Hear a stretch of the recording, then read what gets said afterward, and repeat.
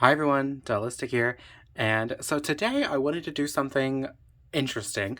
I kind of wanted to talk about the She-Ra dolls, and I wanted to do like a little retrospective on them. I have the main lineup here. I don't have the Comic-Con exclusives, and I don't have the She-Ra that comes with Swiftwind, but I have all of the regular releases right here, and I figured we could talk about them because yeah, I'm just super fascinated by these dolls and like their immediate crash and burn. If you don't know, these dolls are actually based on a Netflix animated show called She-Ra and the Princesses of Power. It's a reboot of the original She-Ra show from, was it the 70s or the 80s, whenever.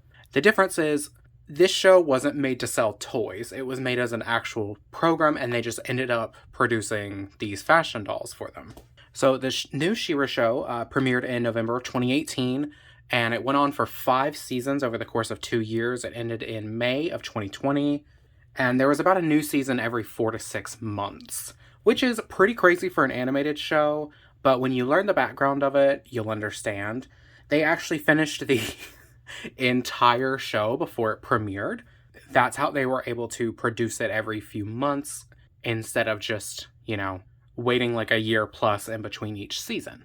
And it doesn't, you can't super tell from these 5 right here, but it is actually one of the most diverse shows that I've ever seen, like both on screen and on the mics. Like the voice actors for the show are all extremely diverse. The show was incredible about showcasing people of color, showcasing different sexualities, different genders, and different sorts of relationships between these characters. And it was really interesting over the course of 5 seasons to watch these characters go through their changes and discover themselves. So if you didn't watch the show or you didn't collect these dolls or you weren't able to get them, I found some conflicting information on when they came out, but they pretty much came out sometime between July and September of 2019, so about a year before the show was over. But there is some sort of misconception in the community that they were released like after the show was over, including myself. I was having some sort of like revisionist history moment where I was thinking that they were not out until after the show, but when really they were out before season 4. So like these were probably in production like right after the show premiered on Netflix because it was massively popular. Like after people loved season 1, even though it was kind of rough. It was very like Princess of the Week being added because the whole premise is that Adora, who turns into She-Ra, was gathering princesses from around their world to help defend against the Horde. And later on down the line, Catra. And unfortunately, these are pretty much all the dolls that got released. Like I said, there was a version of She-Ra that came with Swiftwind, her alicorn, which I'll put a picture here. And then there was a 2-pack that came with a special She-Ra and Shadow Weaver, but that was only released at Comic-Con, and I'll put a picture of that here. And unfortunately, there were no other releases after these dolls. Wave 1 was pretty much it. And unfortunately, it seems like these dolls were destined to fail. And you can ask any fan of these fashion dolls that were fans of the shows, like, these were destined to fail, period. Not because of their quality, not because of their price, but because of the terrible marketing that they did for these dolls. No one knew they were coming out. It seems like Mattel or Netflix or both didn't really have high hopes for these dolls to begin with, because I, as a massive fan of the She-Ra show, never knew these were coming. I literally didn't know they were coming until I saw a tweet from the creator of the show saying that they were out on store shelves. And the creator of the show is Indy Stevenson, by the way. And not only was there just abysmal marketing for these dolls, the distribution of them was also terrible. It actually took me over a month to find all of them. I found, who was it that I found first? I think I found these 3, first, because She-Ra made it to every store pretty much. And then I found her like a week later, and then Catra took probably 3 to 4 weeks after I found these guys to find. She was the hardest to get. And to my knowledge, these dolls were Target exclusives, and luckily I had 2 or 3 Targets in my, within an hour of me, so I was able to go to a bunch to find them. But it was very strange, like seeing which ones made it to which location, because they even varied in my few locations in my area. So not only did the marketing impact, or the lack of marketing impact how well these dolls sold, the distribution led to them being terrible as well. Another notable example is, oh, I actually don't have any sleepover dolls on here right now, do I? So these girls, like, finding the Rainbow High sleepover line was very similar, where the distribution was just terrible, which is rare for Target because Target usually stocks their exclusives pretty well. But yeah, it was just confusing. However, these dolls were released at a $15 price point. Like, each of these was $15, and that is incredible. That is an incredible price for these. Like, quality, appearance, articulation, like, $15 is insane. I don't think this could ever be replicated. But that also makes me think that Mattel didn't have too much hope in them because they were basically priced to sell with no marketing. Because a little girl is probably going to see this and not know who Glimmer is, but still want that. Oh dear. Anyway, they're going to see Glimmer and love her because she's got pink hair and purple clothes. Like, they're going to love the colors. Girl, stand up. Stand up. Okay. So yeah, these dolls were very competitive with their pricing for what they are. You can see, I have some of them posed. Like, they have multiple points of articulation. They are made of good quality materials. These are intentional rips. But yeah, and they come with accessories. Like, each of them comes with something. You've got the bow staff, the sword of power, his bow and arrow, or her power effect. And yeah, it's just really unfortunate to see that this line didn't really go anywhere, because I think if they had been given a real chance to succeed, they would have so wonderfully. And even if you weren't a fan of the show, look at how different they all are. You have different heights between all the characters. You have different molds for pretty much all of their hands. You have different body types, like Glimmer is curvier, She-Ra is more muscular, and I'll go over the dolls so you can kind of see in better detail what I'm talking about. And then these two are like more on the thin side, and then of course there's Bo, Boy Doll. And I wish they had at least been allowed to do one more wave, just to see if it really could have gone somewhere and been super successful for Mattel. And yeah, I just wish they'd been given a chance to succeed. And now that I've given you sort of a background for all of this, I actually want to go over the dolls. So we will start with the main girl herself, She-Ra. All right, so here, let me put her arm down. So here she is. I don't know what type of hair this is. It feels kind of cheap, so it might be poly. But yeah, this is her. She comes with a multi-layered outfit. She has this cape, big armor pieces. She has greaves on both arms. She has these wonderfully molded and painted boots. Well, this is a bodysuit, but it's still, layered. And, her crown and her sword of Etheria. Oh, can we focus? Don't focus on the doll faces. Focus on the sword. There we go. And her sword of Etheria that is molded. Really cool. And you'll notice she has the more muscular arms that I think are similar to DC Superhero Girls. And she has 11 points of articulation, which is the head. She has pretty good head movement. The shoulders, sorry, mine is really tight because I've never bent this arm. The elbows, the wrists, the hips, and the knees. Let me put that arm down because you look crazy, girl. $15. Like, this doll was released at $15 and comes with all of this. That's crazy. She was the easiest to find because obviously she is the main character. She is she's the titular character, so she's always going to be the easiest to find. But I love her. I mean, she's pretty tall. Like, even without a stand, she is taller than a Rainbow High doll. And I think in the show, canonically, she is 7 foot tall. So, except for Bo, which we'll talk about in a minute, she is taller than every other character in the show. So we'll put her over there, and we'll look at her human form, Adora. Adora is my least favorite. She has this, like, a little bumpet and a ponytail. The faces on these dolls are the only part that I'm like, because it's not great. But she has this top. It is just, it's completely one piece.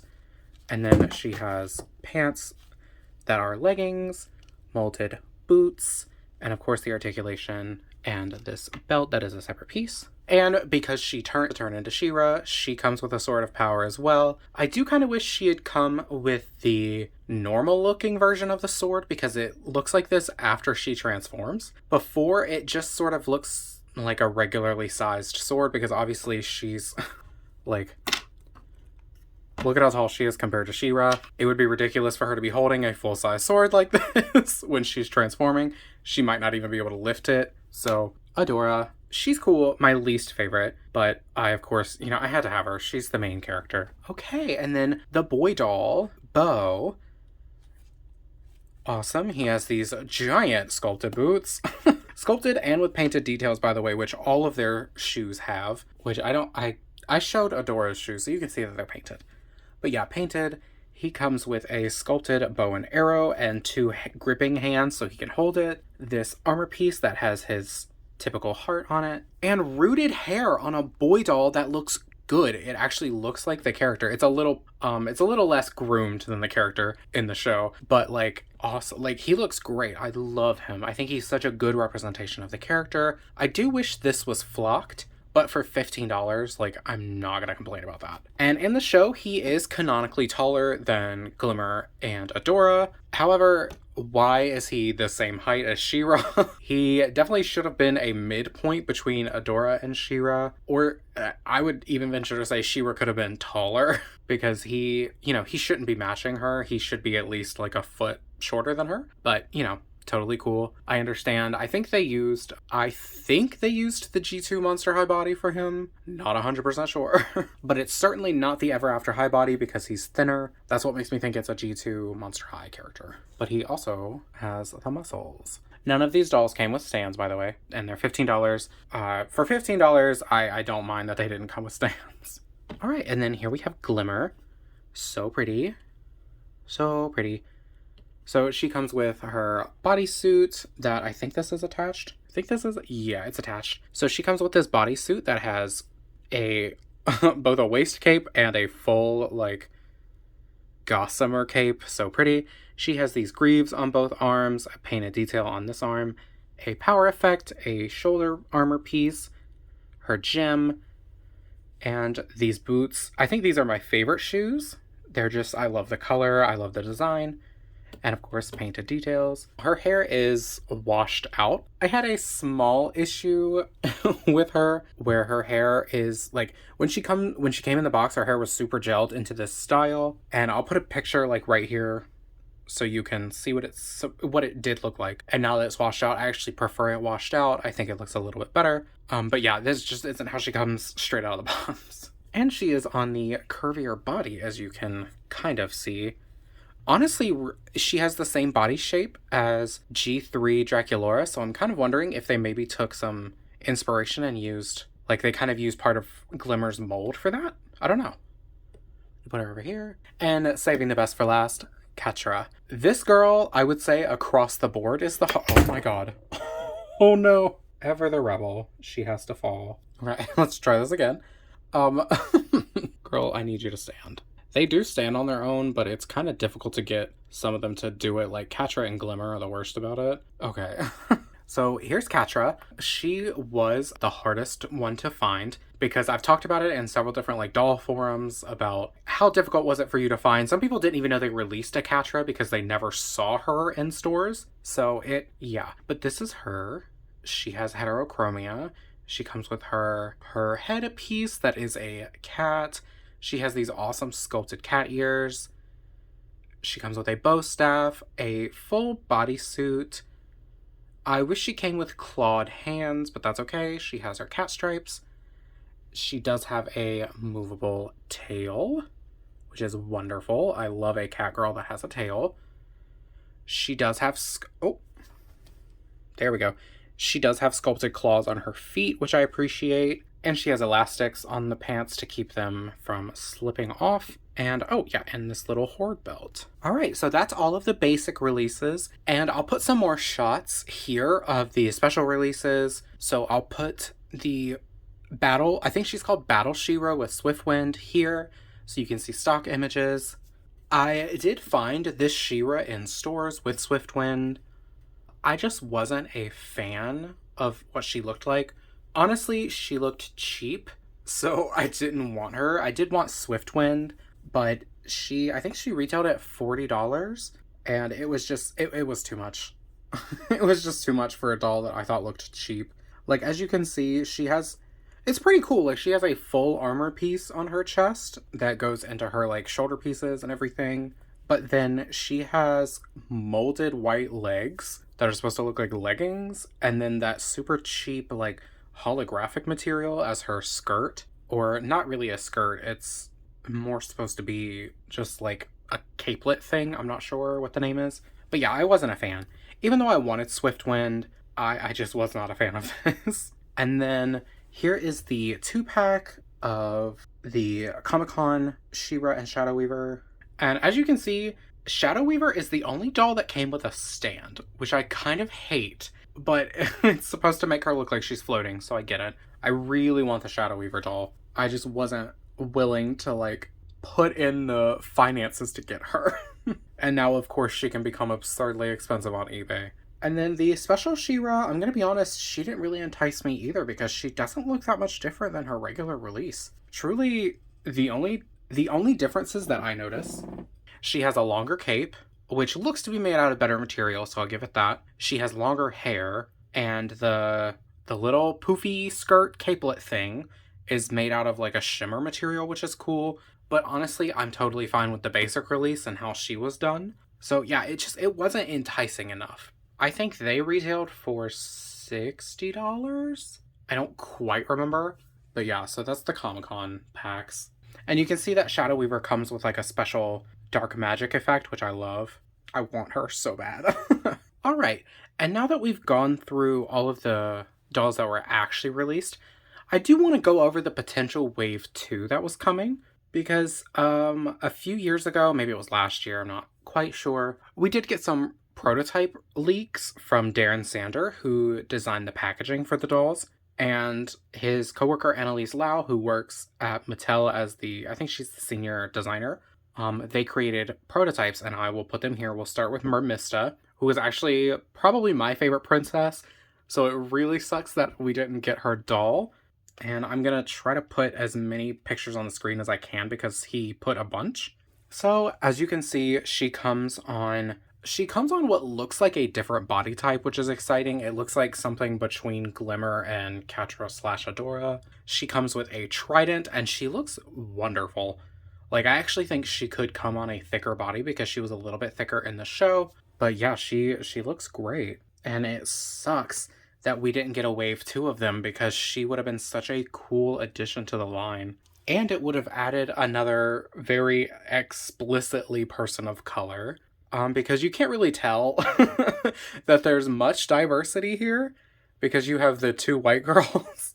And then Catra doesn't really count. She is a cat. Bo is black. And Glimmer's dad is of Asian descent. And her mom is pink. So she is a person of color, but it doesn't necessarily read like that on her doll. So it would have been nice to have Mermista be included because she is very explicitly woman of color. And again, like I said, one of my favorite princesses. And then here we have more prototype images, also leaked by Darren Sander, of a Glimmer and Queen Angela 2-pack. This is a really interesting 2-pack because Glimmer comes in the outfit that she wears after she's coronated as queen after her mom dies. It's a big arc for her that her mom dies and then she has to become queen of... where do they live? I don't quite remember.